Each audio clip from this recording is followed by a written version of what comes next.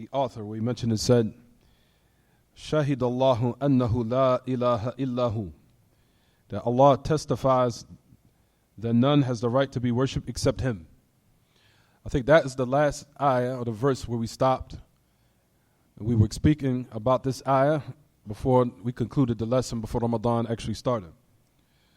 So we were speaking about the ayah that Allah Ta'ala says that Allah testifies that none has the right to be worshipped except Him, and the angels and those who possess knowledge.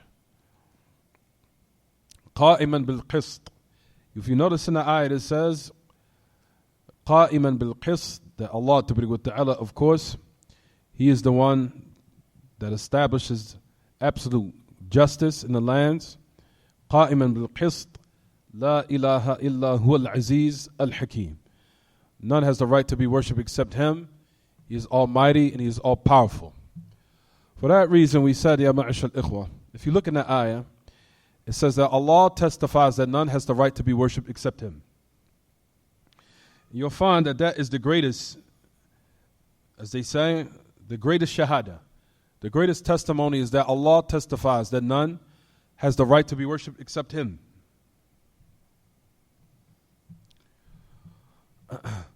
So Allah Himself, that He establishes that oneness, and we know that Allah is the most truthful of those who speak, subhanahu jalla fil ula. His testimony is the most truthful of what? Of testimonies. Because it had now emanated from the one who's Hakim, the one who's all wise, the one who's all aware, and the one who's all knowledgeable.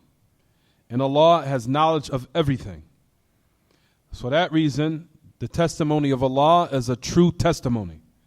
So Allah subhanahu wa ta'ala is the one that testifies that He is the only deity that deserves to be worshipped. So there's no one after Allah whose testimony that we need, where He subhanahu wa ta'ala testifies to His oneness, and that all aspects and affairs of worship and types of worship should be directed to Him alone. So Allah inaugurated, you'll find in the ayah that it was inaugurated with Him mentioning that He testifies to His oneness. And then after that, the greatest of testimonies, which is the testimony of Allah, what follows after that is the testimony of His angels, the malaika. So the malaika, who are also from the greatest of creation, in which Allah subhanahu wa ta'ala created them from light. Created them from light, in which they carry out all the commands of Allah, and they do not disobey Him tabaraka wa ta'ala in the least. For verily the malaika, they also testify to His oneness. As the angels, you'll find that they direct their worship alone to Him subhanahu jalla fil ula. That Allah tabaraka wa ta'ala, He created them for them to direct His worship and to make it exclusively for Him. And you'll find that none of the angels set up partners with Allah. None of the angels ascribe to Allah any partners. You'll find that all of the angels direct their worship to Him solely alone. And if one knows this is the reality, then why would they worship something else? If the angels who Allah created them solely for His obedience, and they stay away from His disobedience, direct all their worship to Him alone, then why do we not follow those who do not disobey Allah in the least, whereas they worship Him alone and they unify Him in His worship? So Allah testifies to His oneness. Likewise, His angels also testify to His oneness. And you will not find that any from the angels setting up partners with Allah in His worship, anything in the least. Do you find any from the angels, from Jibreel or from Mikael or any of the angels, directing their worship to other than Allah? As we know that the angels, ya ma'ashal ikhwa, they are from the inhabitants of the heavens.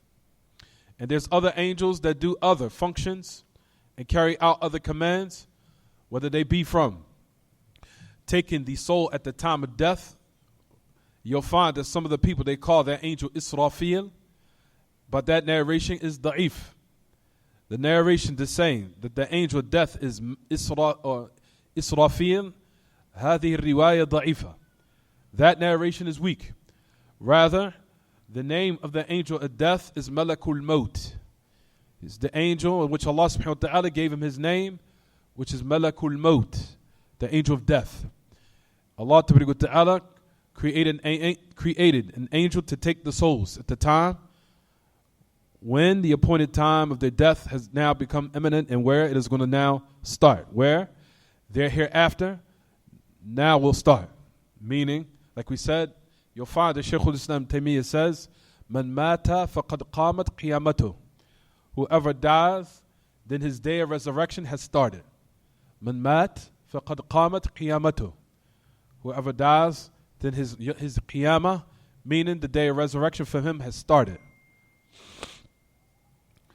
So you'll find that the angels, ya ma'ash al-ikhwa, the honorable, noble writers and worshippers and servants of Allah, in which Allah created them for his worship, they glorify him in the night and the day, and they do not become weary from that. You'll find that Allah created them to carry out his commands in this existence, and all of them, like we said, and the affairs return back to Allah, but they do not go outside his obedience whatsoever in any moment. Like we talked about from some of the angels who have different functions, as we just mentioned. From them is those who have been employed or been commanded to take the souls at death. From them who bring the rain down. From them who will be carrying the arsh, or the throne of Allah on the day of resurrection. From them who have been given the duty to blow the horn. When Allah subhanahu wa ta'ala wants this existence or this dunya or this world that we live in to stop, and the whole of this dominion to cease and halt, Allah will command the angel to blow the what? To blow the horn. As we know, these are examples to let us know that the angels have different functions. But the point of why we're mentioning this is to show that the angels do not commit any type of polytheism or any type of idolatry with Allah. And the human beings need to have that resemblance with the angels in the affairs of worship, whereas they know without any doubt, and they know with surety that Allah is the one that deserves to be worshipped alone. You will never find any of the angels worshiping Jesus, the Son of Mary. You will never find any of the angels worshiping the Son. You will never find any of the angels worshiping human beings. You will never find this whatsoever. That's because the angels have the absolute belief and creed that Allah is the one that deserves to be worshipped. And you'll find not one of them going outside that particular affair, which is unifying Allah in his worship. If that is the affair of the angels, and this is their reality, then why do we not resemble the angels in this regard, where they have the absolute surety that Allah is the one that deserves to be worshipped alone? If that is the case, then it's incumbent upon the human being to follow those who are the greatest and most honorable of worshipers, who are the angels. And the angels, like we said, they know it without any doubt, 100%, that Allah Ta'ala is the one that deserves to be worshipped. And as a result of it, like we said, ya ma'ashal ikhwa, that is the reason why you'll find that Allah subhanahu wa ta'ala mentioned in the ayah, Allah testifies to his oneness, which is the greatest of those who are truthful. At the head of those who is the greatest of those who have sidq, rather, he is the greatest, ta'ala.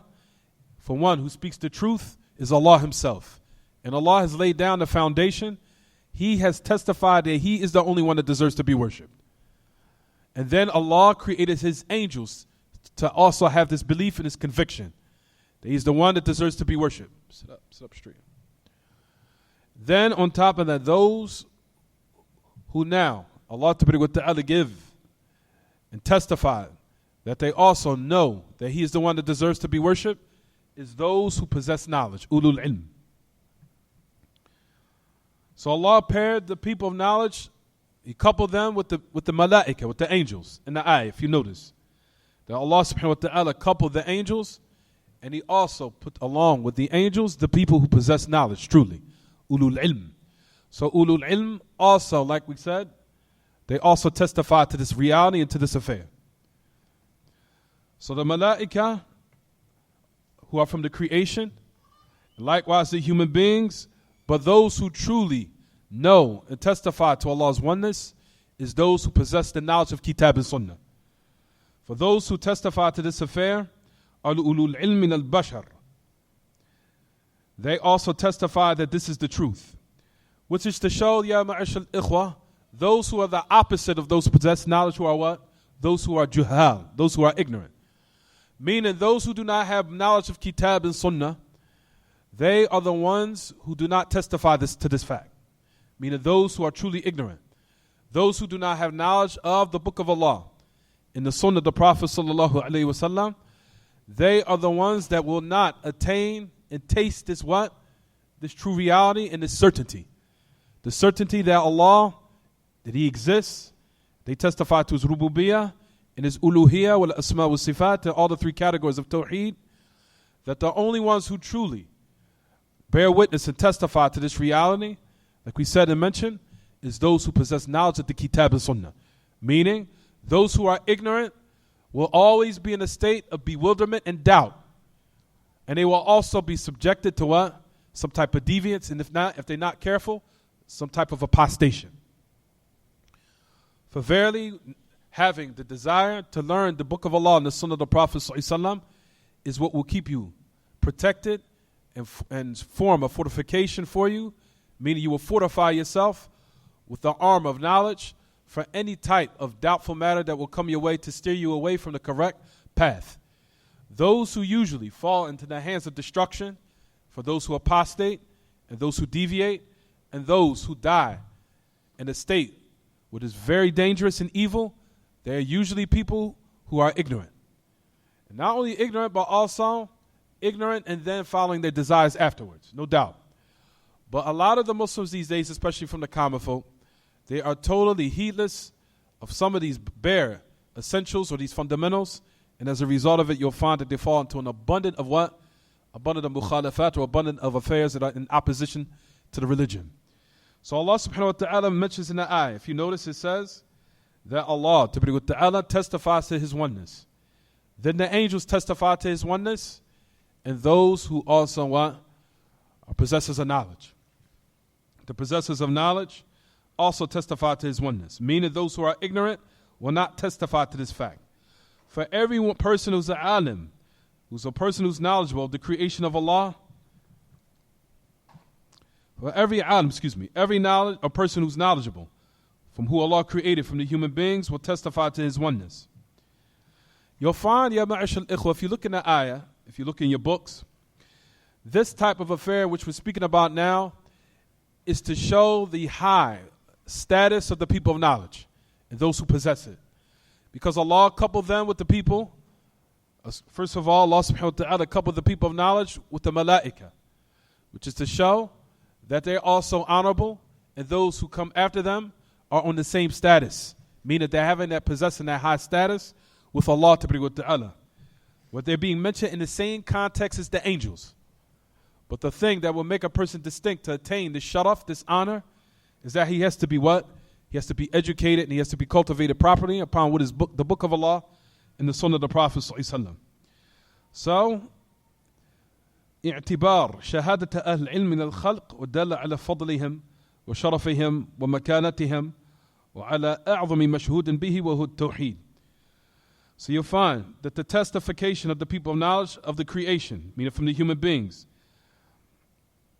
that Allah subhanahu wa ta'ala mentioned them to show that they truly have the evidences and proofs that indicate and testify to Allah's existence and to His oneness, which shows their virtue and their high honor and their high status.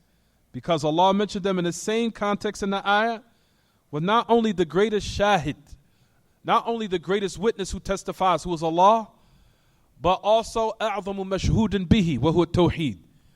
Also the greatest thing that one can testify. The greatest affair that one can testify, which is the oneness of Allah and the unification of Allah in His worship. So I'll say it again, and you guys next time have to bring your books. That is very important.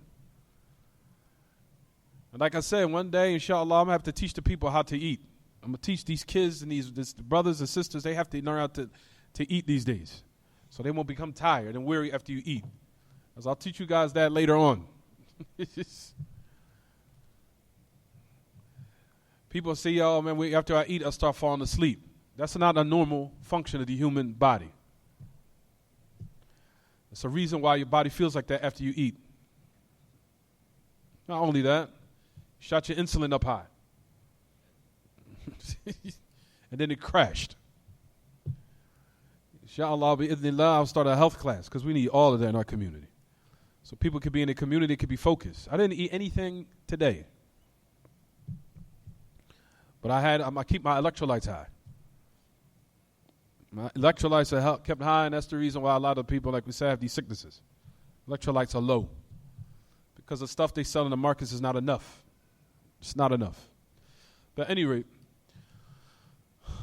and I'm telling everyone right now, I have an infection in my body. But I'm still teaching. You guys are younger than me. But you don't see it, I try to hide it. And I don't complain about it.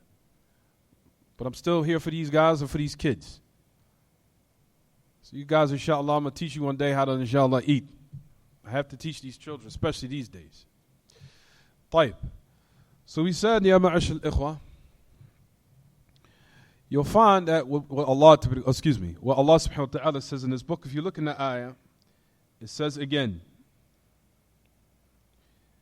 if you look in your books, that Allah testifies that none has the right to be worshipped. Allah subhanahu wa ta'ala is the greatest shahid. He is the greatest of those who testify to anything. So Allah testified here in this ayah. He said, Shahid Allah. So Allah has made himself in this ayah a shahid, one who testifies. So Allah is the greatest of those who have shahadat, or the one who testifies to anything. The greatest of them is Allah himself.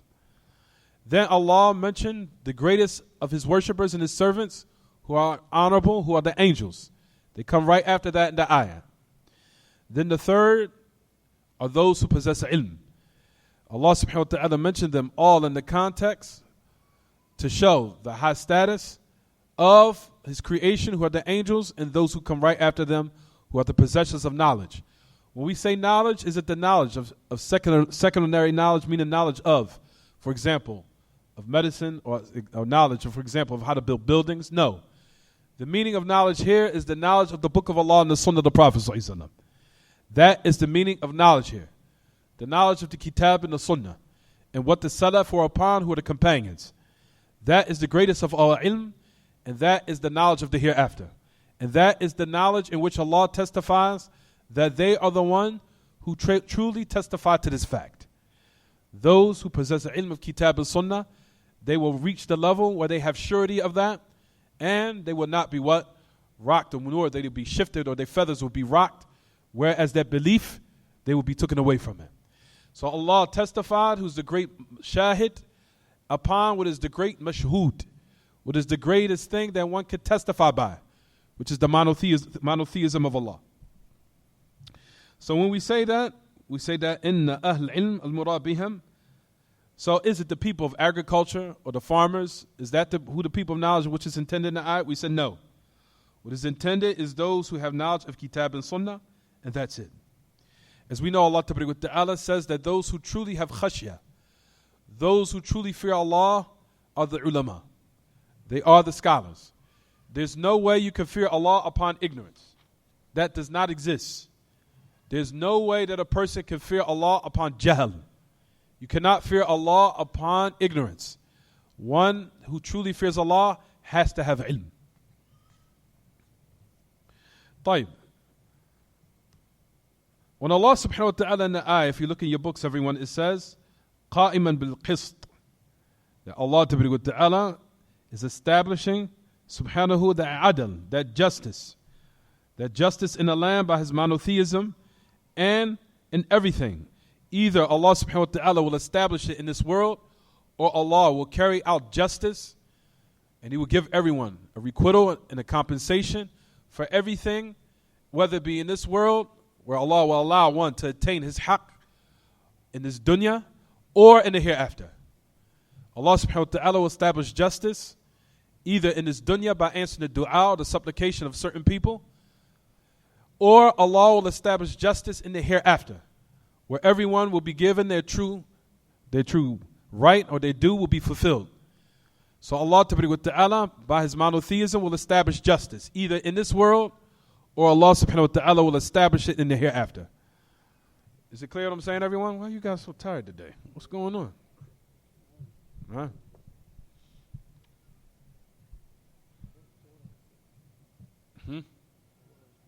Put some wood on your face. Put some wood on your face.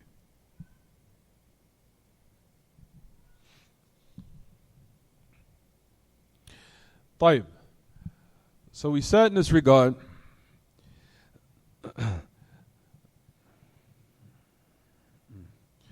that we said when it's incumbent upon one, when he testified that none has the right to be worshipped except him, that we said that the meaning of La ilaha illallah, what does it mean, everyone? La ma'bud bihaq illallah. If you look in your books, it says the meaning, none has the right to be worshipped in truth except Allah. That is the meaning of La ilaha illallah. That none has the right to be worshipped in truth except Allah. Why, everyone? Because there is a lot of deities that are associated as partners with Allah in this world. Isn't there? However, the worship of them are false and they're invalid. Again, I'll say, the meaning of La ilaha illallah is La ma'bud bihaq illallah. That none has the right to be worshipped in truth except Allah. And this is affirming that there are other deities that are worshipped, but the worship of them are false and invalid. There is a lot of ma'budat. There are a lot of idols that are worshipped along with Allah. There are a lot of idols that are worshipped and associated as partners along with Allah. From the sun, from the moon, from the angels, from the righteous, from the wretched. There's people out there that worship angels, people out there that worship the shayateen. So they're from the righteous, who the malaika are from the righteous, and the shayateen are from the wretched. There are people that worship human beings. There are people that worship the sun. There are people that worship the stars. To the end of it, there's a lot of ma'budat. There's a lot of aliha. There's a lot of deities. But the worship of them are all what? Are all what, everyone? They are all false and invalid and rejected. From the sun, from the moon, from the stars, from the rocks, from the trees, from Buddha, even from the righteous, whether they be from the angels and the prophets and the messengers, or the righteous who came after them. Doesn't matter. The worship of them are all what? False and invalid. You'll find of those who are righteous, or from the heads of those who the people worship, are the prophets and messengers, and even the angels, of course. And we know, as we talked about, which comes in the Sahihain, in the two authentic sources of Bukhari and Muslim, that Allah subhanahu wa ta'ala will bring forth all of the people and everything that we used to be worshipped along with him in this world, and they all eventually will testify against them on the day of resurrection. From the angels, Allah subhanahu wa ta'ala mentioned the ayah. Allah tabarak wa ta'ala will bring the angels on the day of resurrection, and he will bring forth those who used to worship them. And he will say to them, أَكُنْتُمْ إِيَّاكُمْ كَانُوا يَعْبُدُونَ قالوا سبحانك أنت ولينا من دونهم بل كانوا يعبدون الجن بل أكثرهم بهم مؤمنون. Allah subhanahu wa ta'ala says on the day of resurrection, يوم نحشرهم جميعا ثم نقول للملائكة أهؤلاء إياكم كانوا يعبدون. Allah subhanahu wa ta'ala will bring the greatest of servants who Allah created, who are the angels. He says on the day we will bring them and gather them all together on the day of resurrection. And Allah will say to the angels, are you the ones who they used to worship? They're going to set themselves free from them and say, Subhanaka anta waliyuna min dunihim, bal kanu ya'budun al-jinn. You, glory be to you, you are their wali besides themselves, meaning besides those worship what they used to worship. You are their wali besides them. They're protecting the watcher over them. Rather, they used to worship the jinn. And the majority of the people in this world, they used to believe in them. So Allah subhanahu wa ta'ala shows that he's going to bring the angels and testify on the day of resurrection and allow them to bear witness against those who used to worship them in this world. Similar to that also, the righteous from the prophets and the messengers, Jesus the son of Mary and whoever, from the greatest of the ibad, from the khalq, from the bashar, who are the prophets and messengers, Allah is going to gather them and they're likewise going to testify against the creation and say that we also Well, the ibad, as Isa ibn Maryam says in the last page of Surah Al-Ma'idah, where he says, Isa ibn Maryam, أَأَنْتَ قُلْتَ لِلنَّاسِ أَنِ اتَّخِذُونِي وَأُمِّيَ إِلَهَيْنِ مِن دُونِ اللَّهِ يا عيسى بن مريم أأنت قلت للناس أن تتخذوني وأمك إلهين من دون الله قالوا سبحانك ما يكون لي أن أقول ما ليس لي بحق إن كنت قلته فقد علمته تعلم ما في نفسي ولا أعلم ما في نفسك إنك أنت علام الغيوب. Well, Allah subhanahu wa ta'ala says on the day of resurrection, He says, O Isa ibn Maryam, أَأَنْتَ قُلْتَ لِلنَّاسِ أَنِ اتَّخِذُونِي وَأُمِّيَ إِلَهَيْنِ مِن دُونِ اللَّهِ. Did you say to the people to take me and my mother as two deities along with Allah? All you guys are tired. You kids are like 20 years younger than me. I'm wide awake and I have an infection. So these shows that these diets you guys are doing, something's not giving, something's not working.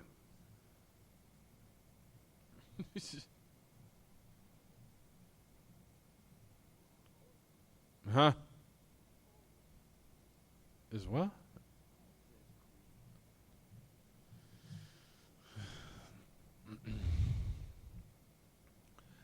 Next time, for next lesson, brothers and sisters, you have to bring your books. You have to bring your usul thalatha.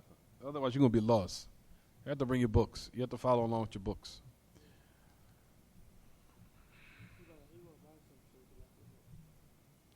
طيب إن شاء الله.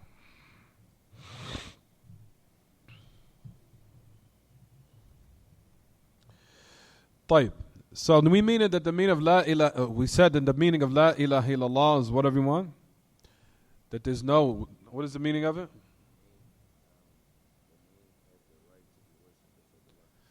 That there's no deity worthy of worship in truth except Allah.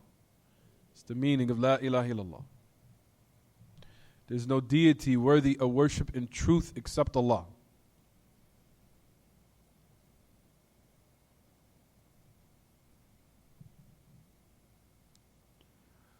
Right now, if I was to say that the meaning of La ilaha illallah is negating that there are other idols of worship, that they don't exist, is that correct? If I ask you a question, there are other idols that are worshipped along with Allah, they don't exist, is that correct? Is that correct or is that not correct?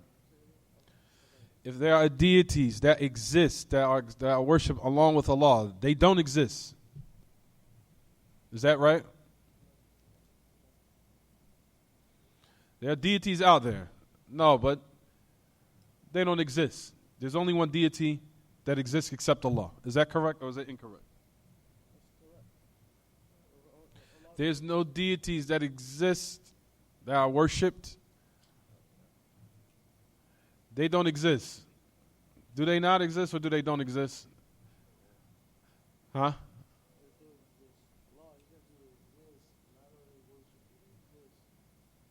They exist meaning are they present? So that means that there are what? Other deities. طيب, what is the meaning of La ilaha illallah, everyone? There's no deity worthy of worship in truth except Allah. That's the meaning of La ilaha illallah. That there's no deity worthy of worship in truth except Allah. There's no deity worthy of worship in truth except Allah. Are there other deities? Yes. However, the worship of them are what? False. What's the proof of that? The proof of that comes in the Quran. Allah subhanahu wa ta'ala in so many ayat mentions about the angels He's going to bring, and they're going to testify against the creation. Allah is also going to bring Jesus, the son of Mary. He's going to testify against the creation. Allah is even going to bring Shaitan himself, Iblis, and he's going to set himself free from the creation. Allah subhanahu wa ta'ala is also going to bring the righteous, and they're going to also set themselves free from those who used to worship them in this world. So, the worship ultimately in this world of other deities are all rejected and false. Either Allah is going to establish that reality, either in this dunya by His proofs and His evidences in Kitab and Sunnah, at the hands of the people of knowledge who spread it, or Allah is going to set and establish this affair and this fact on the day of resurrection. It doesn't matter. It doesn't matter. It's inevitable. Either in this world, the people are going to believe it, but if they don't embrace it in this world, they definitely will see it in the hereafter. As you'll find that the sun, the moon, the stars, everything is going to set itself free from those who used to worship them in this world. Even Iblis and Shaitan himself, as Allah subhanahu wa ta'ala mentions in his book about Iblis. That Iblis or Shaitan himself is going to set himself free from those who used to worship him along in his worship, with Allah subhanahu wa ta'ala's worship. طيب. So we said that the meaning of La ilaha illallah means there's no deity worthy of worship. There's no deity worthy of worship in truth except Allah. Like we talked about before, brothers and sisters, we know that La ilaha illallah has its conditions. It has its conditions. It has what it necessitates, and it also has nawaqid, has affairs that will nullify it. And these are all the things in which you have to learn. You have certain affairs that will what? Validate it. There's conditions for it. There's also things that complete it. There's also things that will render it incomplete. And there are affairs that will negate it, meaning it will nullify it. And these are all the affairs in which every Muslim has to learn. He has to learn what validates it, of course. What's the conditions of it? What completes it? What renders it incomplete? And also what nullifies it. What nullifies it. What nullifies the word La ilaha illallah. For example, what nullifies La ilaha illallah, everyone? Polytheism is from the nawaqid. Polytheism negates and nullifies La ilaha illallah. When we say you're negating La ilaha illallah, meaning if it's negated and you die in that state, you'll be in hell forever. Is it clear what I'm saying, everyone? If you die in a state in which you are committing something that nullifies your Islam, that necessitates, it means that you will be in the hellfire forever. If you die in that state, you will not come out. That's the reason why we're focusing on these affairs and teaching the people the fundamentals and focusing on them to make sure that they understand them fully and correctly before we move on to anything else. Because if you don't understand these affairs, then more than likely you're going to what? If you don't have knowledge of them and you don't understand them properly, then more than likely you're going to fall into it. So what nullifies your affair of Islam, for example, shirk, polytheism. Then you have the affairs of what nullifies your Islam. For example, what nullifies La ilaha illallah is making something halal, making something unlawful that Allah made lawful.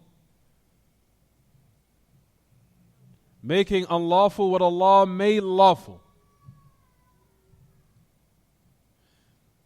What they call istihlal al-muharramat. Making lawful what Allah, or making unlawful what Allah made lawful. I'll say it again. Making lawful what Allah made unlawful. Or making unlawful what Allah made lawful. Making unlawful what Allah made lawful. I'll explain it. Right now, we know that Allah subhanahu wa ta'ala has binded upon us the belief of certain affairs. From them is the belief that Allah is unified in His worship. Someone comes along and says, it's permissible to worship the sun. It's permissible to worship the sun. It's permissible to worship the dead or dead person.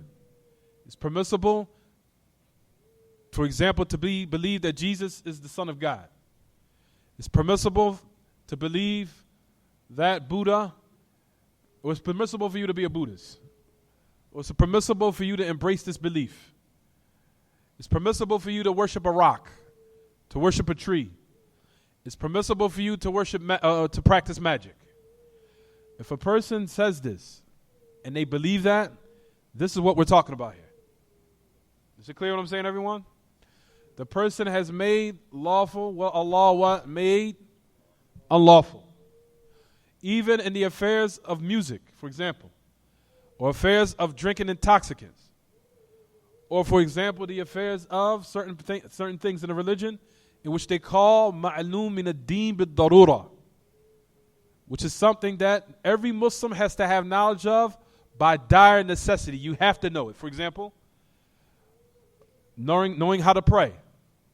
Knowing how to pray properly is something that's ma'loom min ad-din bid-darura. That's something that everyone will not be excused on the day of resurrection for being ignorant of. You will not be able to use that excuse. I was ignorant, I didn't know. You have to have, in the affairs before that, the affairs of Tawheed and Shirk is also from those affairs, as they say, ma'loom min ad-din bid-darura. It's from those affairs you have to have knowledge of. You will not be excused by saying, oh, I was ignorant of it, I didn't know. As soon as you come into the religion, that is the first thing you have to learn.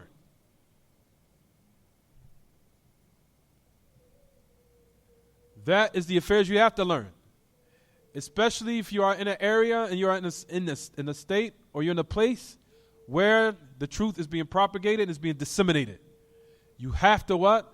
Give some time to learn these fundamentals. But at any rate, something that is known from the religion by extreme dire necessity, extreme necessity. For example, having knowledge that intoxicants is haram, or having knowledge that drugs are unlawful, or for example, having knowledge that fornication is unlawful.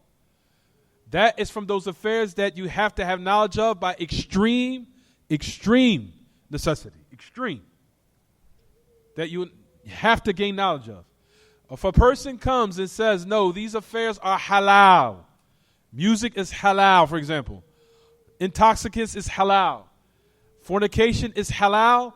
If you do this and say this, then your Islam is nullified. Is it clear what I'm saying? Music is halal. Fornication is halal. Leaving off the prayer is halal.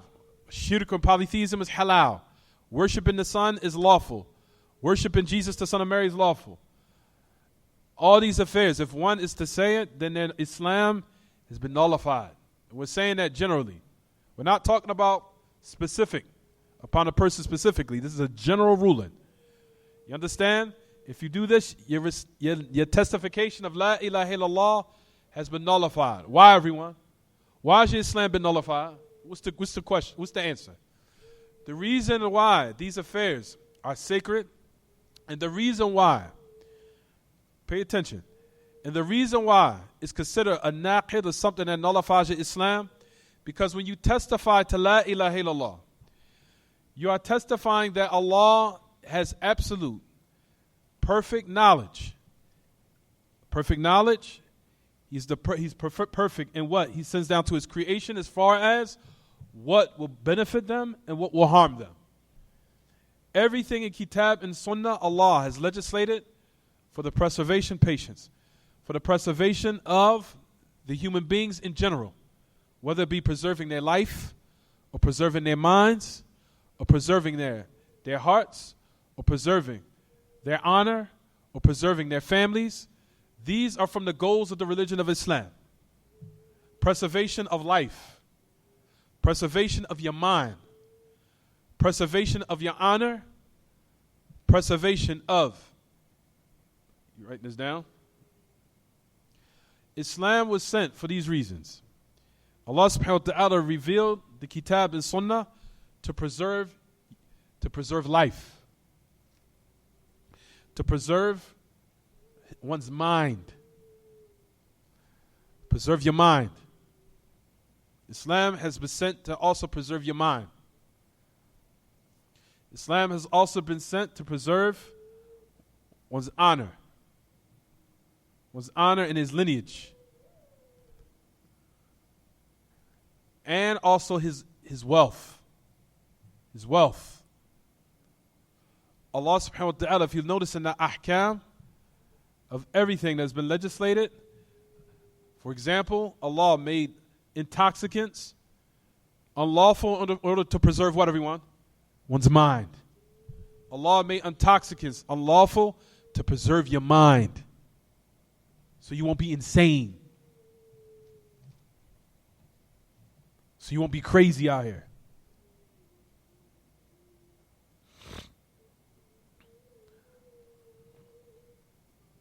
So Allah preserved or legislated these affairs for preservation of the human being's mind and their intellect.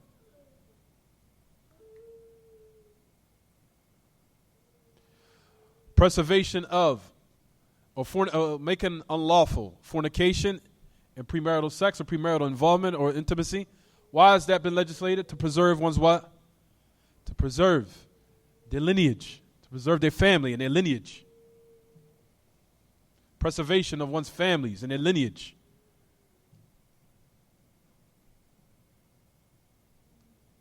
And also, if you want to add to that, their honor. Because fornication is also considered a disgrace in one's honor.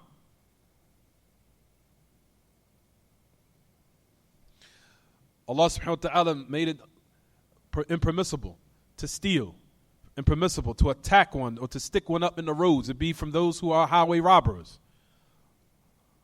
Or for preservation of what, everyone? For preservation of one's wealth. It made stealing haram, stealing unlawful.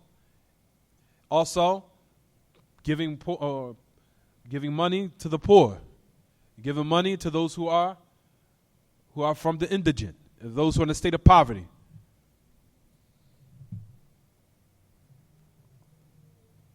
Also, making unlawful for one to attack,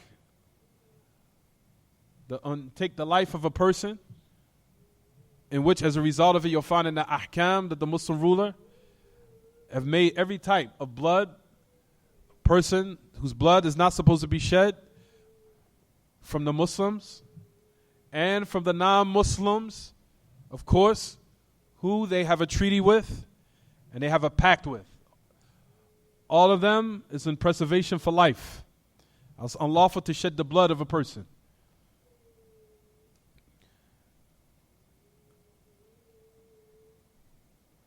A person comes now and says, no, all these affairs are halal. The belief when you say La ilaha illallah, you testify that Allah is your Rabb. Allah is your Rabb, He's your Lord. What is the meaning of Lord, everyone? The meaning of Lord is that I have 100% belief without any reluctancy that Allah subhanahu wa ta'ala is the one that legislates. Legislates means He sent down different types of laws and systems and a type of way of living that you 100% agree with and you do not disagree with. And that is from you purifying your belief in the rububiyyah of Allah and the uluhiyyah. Because if you say that Allah is your Rabb, then you say that, oh Allah, you're the one that I have 100% agreement and I have submitted to what you have sent down in order to govern society. And I do not disbelieve in that. Due to the fact that we just mentioned. If you're saying that Allah is your Rabb and He's your Lord, then you have absolute belief and certainty that everything that Allah has sent down is best for humanity. It will rectify it and will allow it to live in harmony. And that is from the fundamentals of you saying that Allah is your Rabb, that He's your Lord, that you believe He's the one that judges, He's the one that sends down the laws, He's the one that sends down how land should be governed, and how they should be what? And how they should be what? How they should be administered or ran or governed, and how they should be applied to the lands. That is the meaning of rububiyyah of Allah. So the rububiyyah of Allah subhanahu wa ta'ala, like we said, everyone, is that you believe that Allah subhanahu wa ta'ala is all knowledgeable, that He's all wise. This is all from rububiyyah. That you testify that the one who created you is all knowledgeable, that He's all aware, that He's perfect in what He legislates. He is perfect in what He sends down as laws of what will govern a land properly. And He is perfect and aware of what the human beings need in order to live in harmony and in order for preservation of their lives, of their bodies, their lands, their minds, their honor, their families. Allah subhanahu wa ta'ala not only created the human beings, but out of His infinite mercy, He has also sent along with the prophets and messengers, He has sent along with them the different types of legislations and rulings so the people can know how to live. So Allah Ta'ala just did not just create human beings and put them on earth without any type of what? Protocol. He sent also the haqq and the truth in order for the people to know how to live properly and to also govern their lands properly. For one now to come and say, I do not believe that fornication, that anything is wrong with it, be due to the fact that we need to modernize Islam and we need to come up with the times. That is a statement to say, oh Allah, you did not know that we were going to live in 2019. And as a result of it, we need to embrace music. We need to embrace fornication. We need to come along with the times. We need to do drugs because that's what everyone else is doing because we live in modern day times. It's as if you're saying, oh Allah, you as a Lord, to me, your knowledge is deficient. You didn't know we was going to live in 2019. So as a result of it, what you legislate in these days, I don't believe in it. It's not fit or befitting for these present days and times. So that is a khalal or a discrepancy in your foundation is you saying La ilaha illallah and the aspect of the rububiyyah of Allah. And the aspect of the rububiyyah of Allah. So it's as if you're not saying it verbally, but you're saying it in your belief system, oh Allah, I know you're my Lord, but I think that you forgot that we were going to live in 2019. I forgot. I think maybe you might have missed that one. Allah missed that one? Allah missed out that we were going to live in 2019? Allah subhanahu wa ta'ala did not. We were going to live in the 21st century. Allah wasn't aware of that? What Allah legislated for this time and for this ummah is going to be a reason for rectification of society, no matter where it is in this world. If the people now if you have now professed and you have now admitted and said La ilaha illallah, then you have to believe that Allah is all knowledgeable of what the time we were going to live in, and He knows what is befitting for society. And for a person now to come and say out of his mouth, nothing's wrong with music because you don't know it's our history or it's our heritage or what have you. We would say you are fundamentally incorrect. When I say fundamentally, meaning in the mere ABCs of the religion, that is a statement that is incorrect. Why? Because if you truly believe in the rububiyyah of Allah, that He's your Lord, then you would submit to say that my Lord knows what's best for the creation. If He made it unlawful, that means that it's something that is harmful for me and the society. And for me to reject it by saying it is lawful, then that is some type of discrepancy in your rububiyyah, your belief as Allah being your Lord. Is it clear what I'm saying, everyone? So that is a discrepancy in fundamentals. So that's the reason why if you say that Allah subhanahu wa ta'ala, if He made something lawful and you make it unlawful, that has nullified your Islam. Is it clear what I'm saying?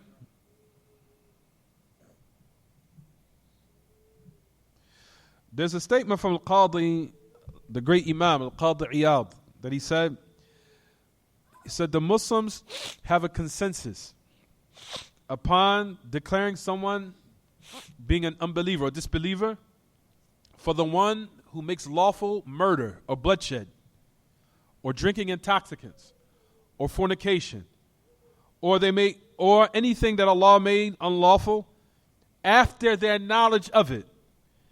After their knowledge of it being haram, of it being unlawful. Just as those from the deviant sects called the Qaramita. And I'll talk about that later. I'll say it again. There's a statement from the great Imam. His name was Al-Qadi Iyad. Al-Qadi Iyad. He said in a statement, the Muslims have a consensus. The Muslims have a consensus upon declaring a person an unbeliever. He's speaking generally. The person has left the fold of Islam for the one who declares murder and bloodshed to be lawful. He's talking about the blood from those who declare Muslims to be their blood to be halal, and we could kill them and shed the blood of innocent people. For if a person declares that affair is legal and that we can kill innocent people and we can shed their blood and they say it's lawful, that in itself will remove you from the fold of Islam.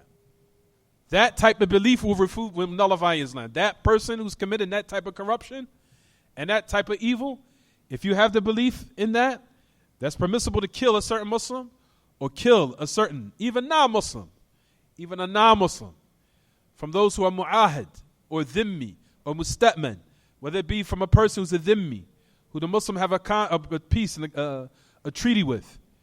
If you declare that their blood is lawful, we could kill them and we could shed their blood, that belief in itself removes you from the fold of Islam.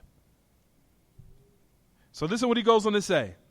He said the Muslims have a consensus of the one leaves the fold of Islam from the one who declares unjustful bloodshed to be what? To be lawful. Or drinking intoxicants to be lawful. Or fornication to be lawful, in which Allah has made unlawful after the person has knowledge of that particular affair. He has knowledge of it, meaning that it's haram. Allah, he has knowledge, meaning he's established upon him the evidence and proofs. He knows now. You're not ignorant. You're aware. Someone just came to you. They have read to you. They established the clarity. If that person now knows and he still makes it lawful after Allah makes it unlawful and he has knowledge of it, that person, like we said, generally has nullified his Islam.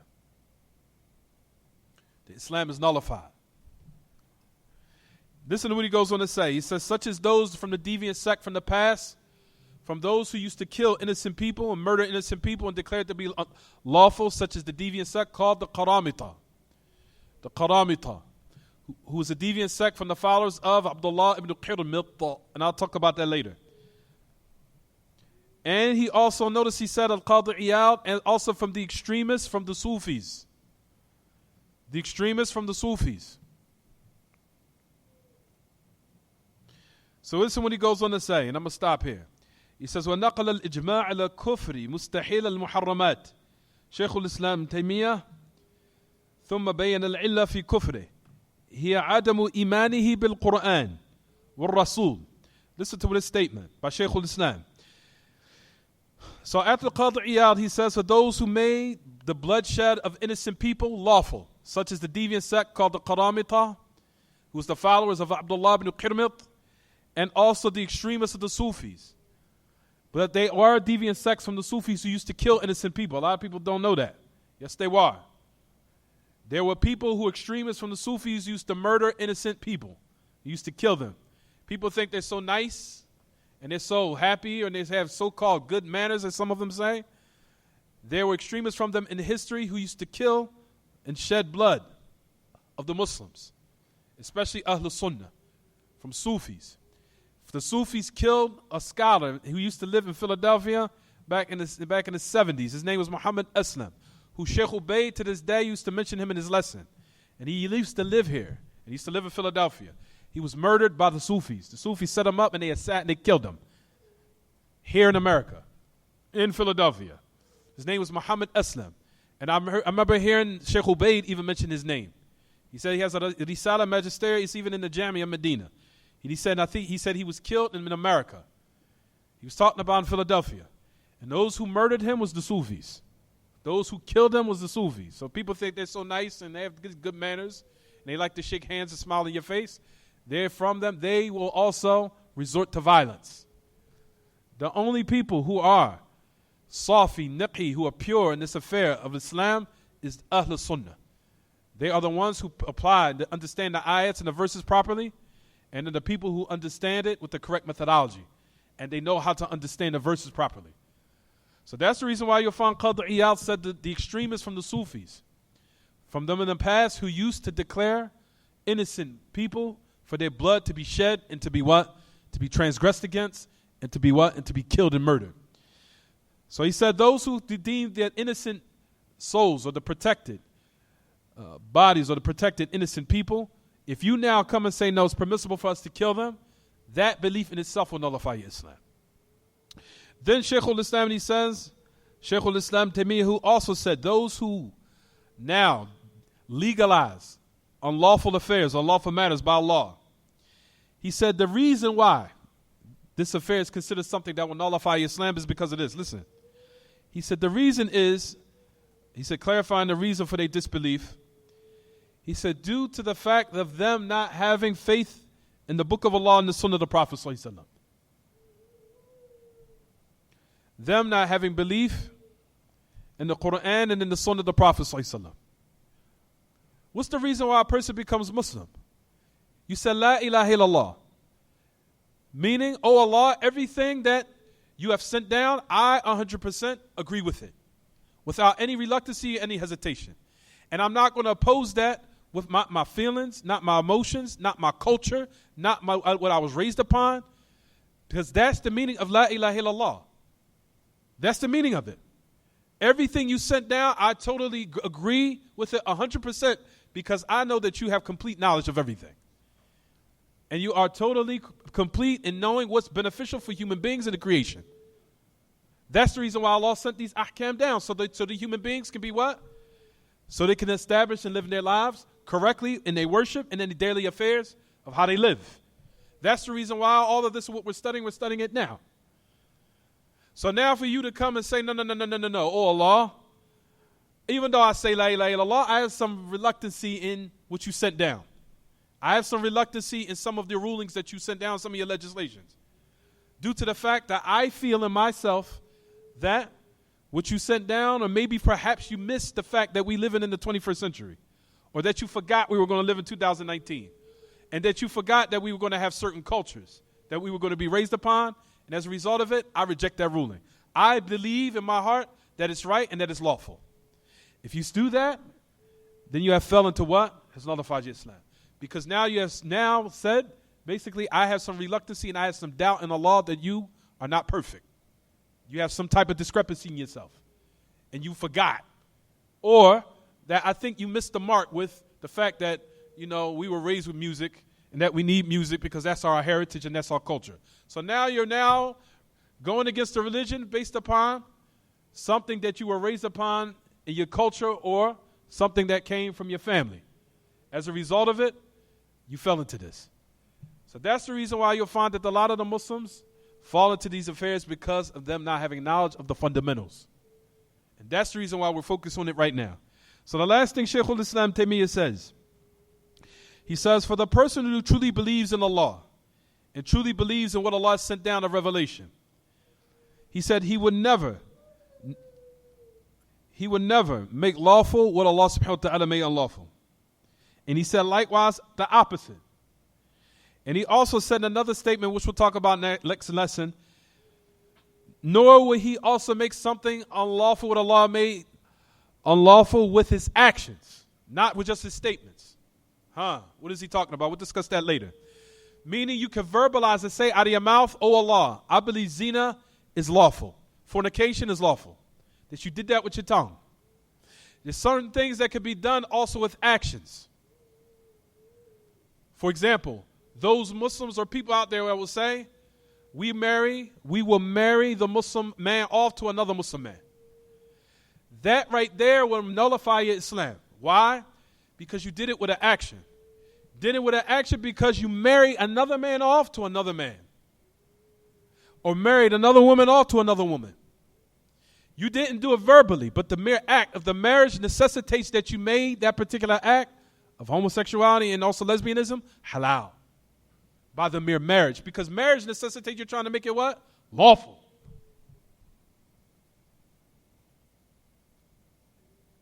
So the mere action necessitates what? That you made it what, everyone?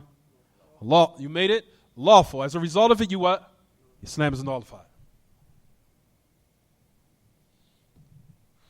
If the non-Muslims come to you, brothers and sisters, and say, Akhi, you're not up with the times, people are homosexual, you have to brace it. This is what society.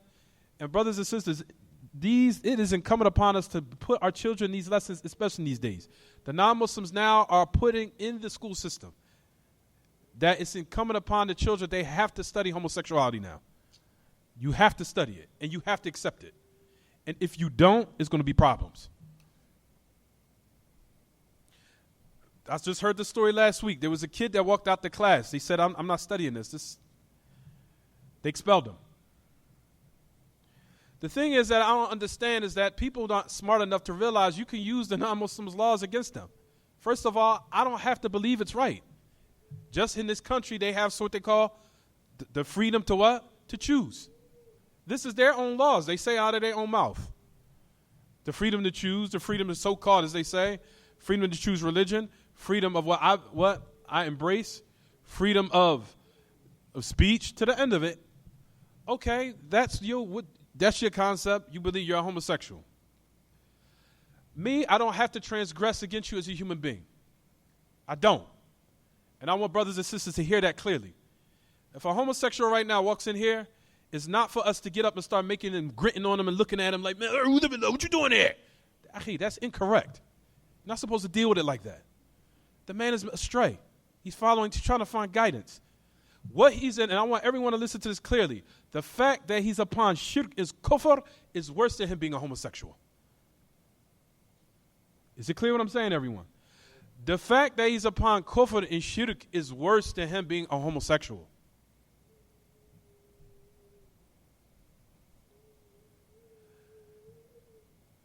For now, we say, if a non-Muslim comes to you and saying, I'm a homosexual, he says I'm a homosexual, she's a lesbian, whatever.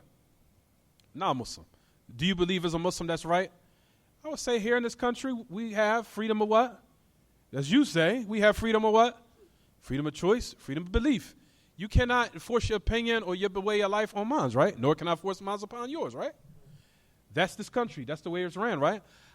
Me as a human being, don't have to transgress and now oppress you. I don't have to, no, that in my religion is clear. We don't oppress anyone. We don't transgress against them or kill them, nor do we take the authorities in our own hands or the law in our own hands.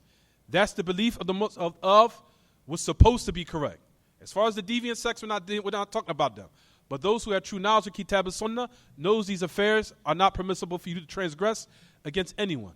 From the non-Muslims, because of their belief or whatever, by attacking them or calling them names or what have you, of any of the sort. So, sir, if you right now, a person is a homosexual walking down the street, you say to them the F word. Is that permissible? No. Gritting on them, looking at them, man, I can't be around these FA, the word, or the homosexual, man. That's incorrect dawah. And I keep telling everyone, the fact that he's upon kufr and shirk is worse than the fact that he's homosexual. The fact that he's upon kufr and shirk, if he dies upon that, will land him in hell forever. That's a done deal. Is it clear what I'm saying? So that's the reason why if they come to you and say, listen, just as you believe your way is your way, I don't have to believe that. But do I respect you as a human being? Yeah. I won't hurt you. I won't attack you. I won't oppress you. I won't call you out your name. But I don't agree with it. And I have my belief. I don't agree with what you're doing. You have to respect it. What else are you going to say? What else are they going to say? I say, I'm going to treat you treat you cordially. I'm going to treat you with respect. I'm going to try to give you dawah, sit you down and be polite, show respect to this person, be cordial with them, talk to them, try to enlighten them about Islam. To the end of it, show them respect. It is not permissible to transgress against a homosexual's honor, his wealth, calling him out by names. That's not the proper dawah. You tell them today, but you would tell them if they ask you, I don't agree with it. I don't agree with it. My belief is that it's unlawful. That's my belief. And don't we have freedom of religion here? So why am I not free to now believe that what you're doing is incorrect? Just like you probably believe me, but Muslim is incorrect, right? But don't you at the same time respect me? You have to respect me. You have to now make sure you don't transgress against the bounds by trying to shed my blood and killing me and all that to the end of it, right? Same thing. I tell brothers this all the time. Person who's a homosexual, they come up to you as a non-Muslim, they seeking clarity and they seeking to what the religion is. Give them, be cordial with them, be polite with them, show them the good behavior of Islam, and show them how to what? Show them the good aspects of the religion, Do not grin on them, roll your eyes at them, sit with them, suck your teeth, and man, I just can't stand being around these homos. And it's like, Akhi, what are you doing?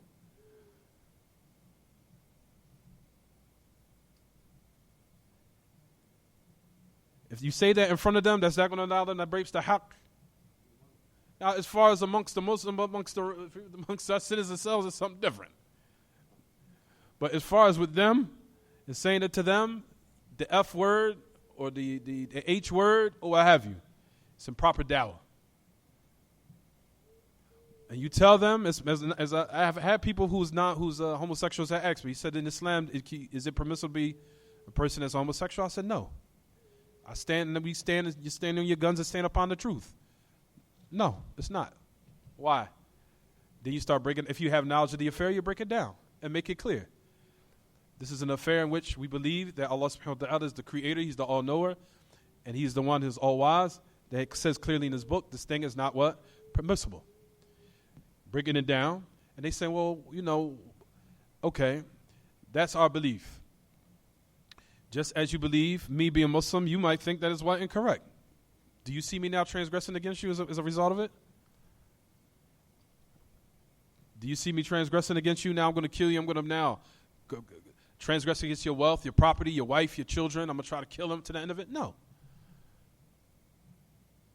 Even though you don't believe what I'm upon is what? Correct. Okay, fine.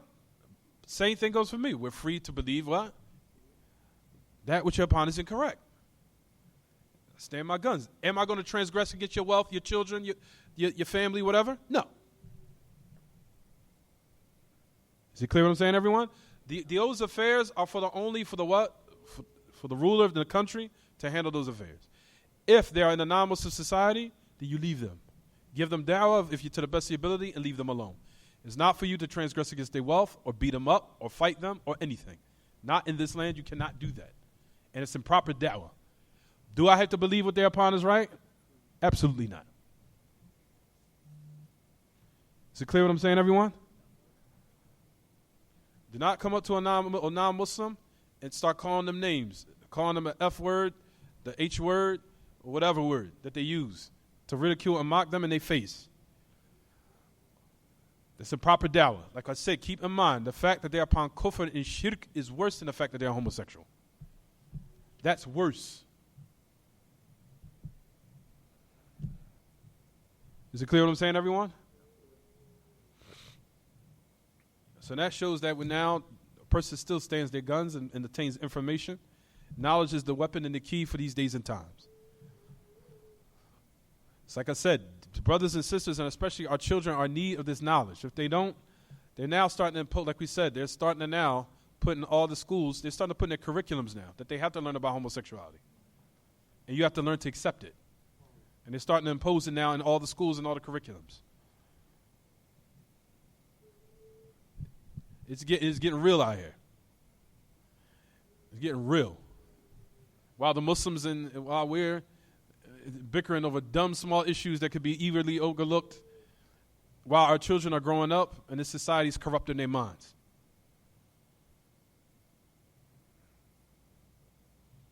While the adults are bickering amongst themselves.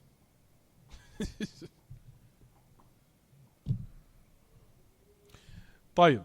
This is the last thing. We'll stop here, inshallah. Any questions about the lesson? Tafadal Ahmed.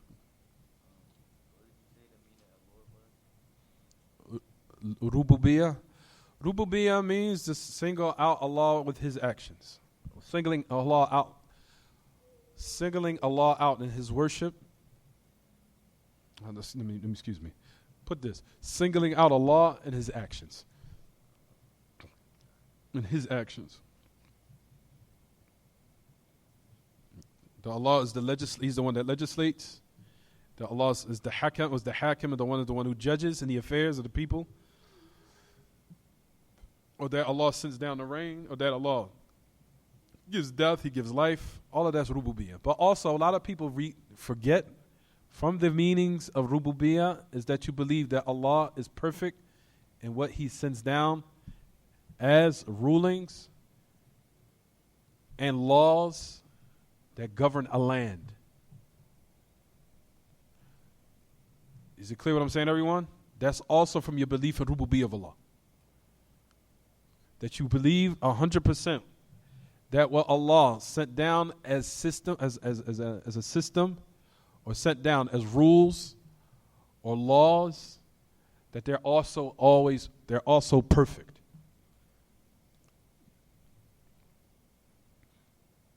And for a person now to come and oppose that belief with their culture, their heritage, or whatever, opposes that what? Opposes that belief. And if you notice, that belief is just from the ABCs. It's something basic. And you'll find that a lot of Muslims out masajid are opposing something by just a mere basic, by them saying statements such as, Ya akhi, this is our culture. This is what I was raised with. Music is from our culture. Music is from our background. Or, for example, the black people were oppressed. This is how we got through. Not realizing that in actuality, this is actually what brought society down. Was music. It made it what you see what it is now. طيب. So that's the answer to that question. The other question was, تفضل Abdullah.